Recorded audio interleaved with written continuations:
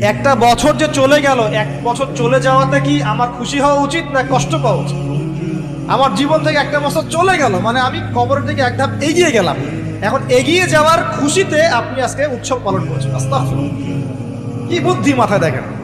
জীবন থেকে একটা বছর হায়াত কেটে পড়ে গেল, এটাতে সে খুশি হয়েছে এবং খুশি হয়ে সে উৎসব পালন করছে, কনসার্ট করছে, ঢাকঢোল পিটাচ্ছে, পিকনিক করছে।